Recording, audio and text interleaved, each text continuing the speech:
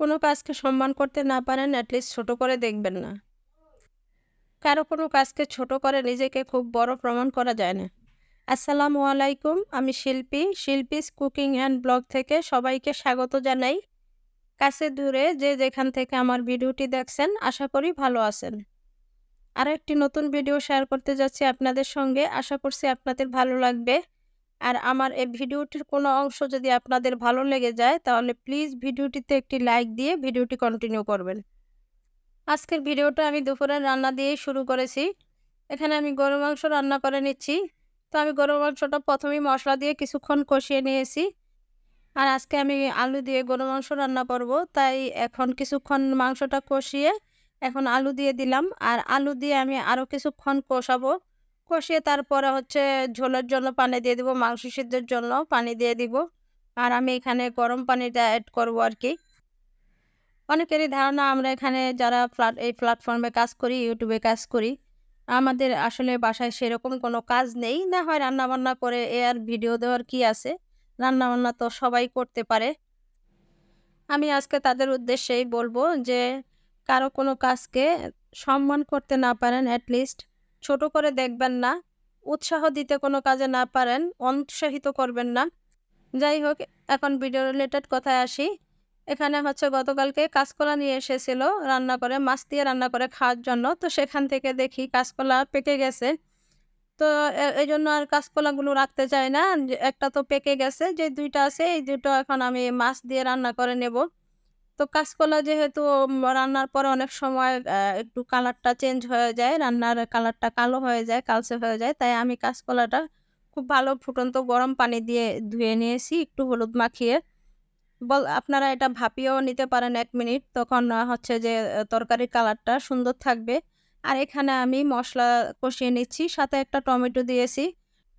টমেটোটা একদম মসলার সাথে গলে যাওয়া পর্যন্ত আমি কষিয়ে নিয়েছি। এতে করে তরকারির কালারটা খুব সুন্দর থাকবে। আর টেস্টও একটু ভালো আসবে আরকি।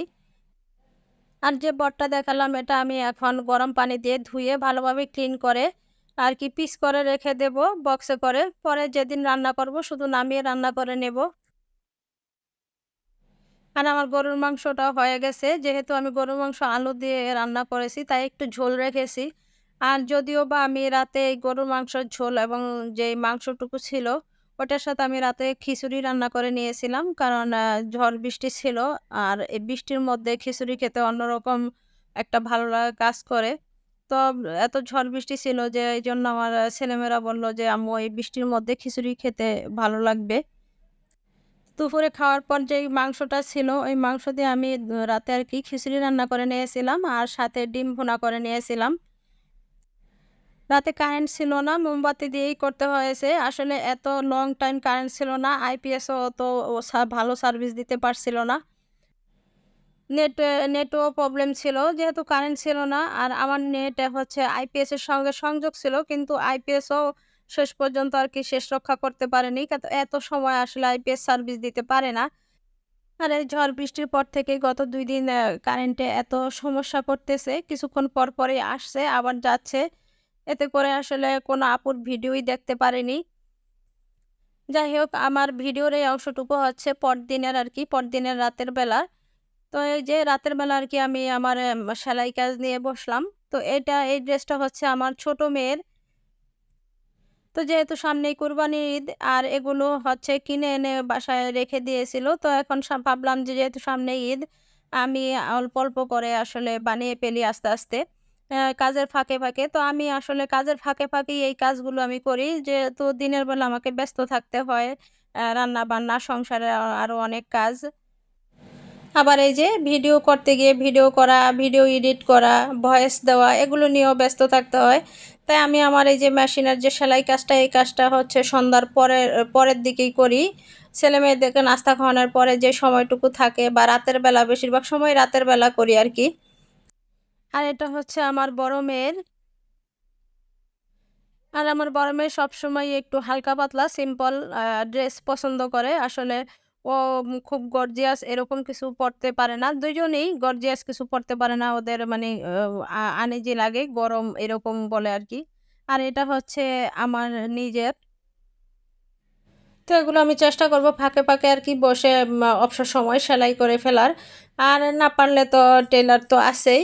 তারপরেও আমি চেষ্টা করব আমি নিজেই করার, কারণ আমি আমার কাজকে সম্মান করি আর আমি আমার নিজের কাজ নিজে করতে পছন্দ করি, স্বাচ্ছন্দ্য বোধ করি। আর এই যে এটাও হচ্ছে আমার, তো এগুলো আমি আগেই কেটে রেখেছিলাম, এখন আর কি এগুলো সেলাই করব।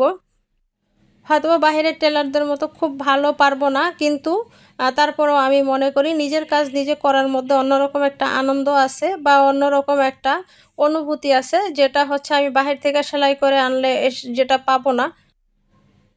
তো এই তো আমি এই সালোয়ারটা এখন সেলাই করে নেব। তো সেলাই করতে করতে আমি সব আপু এবং ভাইয়াদের কাছে, যারা আমার ভিডিও দেখেন বা দেখছেন, রিকোয়েস্ট করে নেব, আমার ভিডিওটির কোনো অংশ যদি ভালো লেগে যায় তাহলে প্লিজ ভিডিওটিতে একটি লাইক দিয়ে দিবেন। আর আপনি যদি আজই আমার চ্যানেলে নতুন হয়ে থাকেন তাহলে চ্যানেলটি সাবস্ক্রাইব করে নিতে পারেন। আর এই ভিডিওটি যদি আপনি ফেসবুক থেকে দেখে থাকেন, পেজটি ফলো দিয়ে রাখতে পারেন। আর এই কাজটি যদি করে দিয়ে থাকেন তাহলে আপনাকে অসংখ্য ধন্যবাদ। আসলে আমি বরাবরই আমার ঘর সংসারের কাজ করতে খুব ভালোবাসি। আমার সংসারটাকে আমি সাজিয়ে গুছিয়ে রাখতেও পছন্দ করি।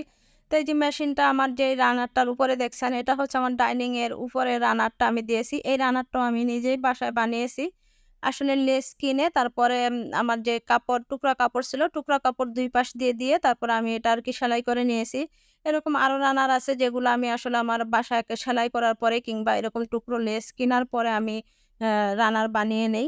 একটু টুকটাক কাজে লেগে যায়। আর এটা কতটা উপকার হয় তার চেয়েও বড় কথা হচ্ছে আমার নিজের কাজটা নিজে করি, এটার মধ্যে অন্যরকম একটা ভালো লাগা কাজ করে। আমি চাইলে একটা রানার কিনে নিতে পারি, আর কিনিও যখন পছন্দ হয় কোনো রানার বা কোনো কিছু সংসারের পছন্দ হয় আমি কিনিও।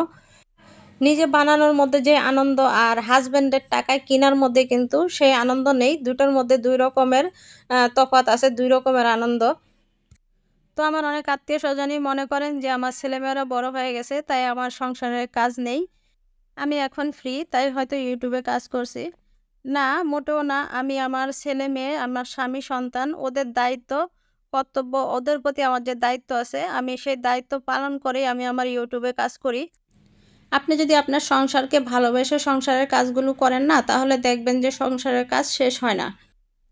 আপনার সামনে প্রতিদিনই আপনার সংসারের কোনো না কোনো নতুন কাজ এসে হাজির হবে। আজকে এটা গুছালেন তো কালকে আরেকটা গুছাবেন। দেখবেন এভাবে কাজ করবেন, কাজের শেষ নেই। তো এই তো আপনাদের সঙ্গে কথা বলতে বলতে আমার সালোয়ারটাও সেলাই করে নিলাম। তো আজকের মতো আমি ভিডিওটা এখানেই শেষ করছি। সবাই ভালো থাকবেন, সুস্থ থাকবেন। আল্লাহ হাফেজ। আসসালামু আলাইকুম।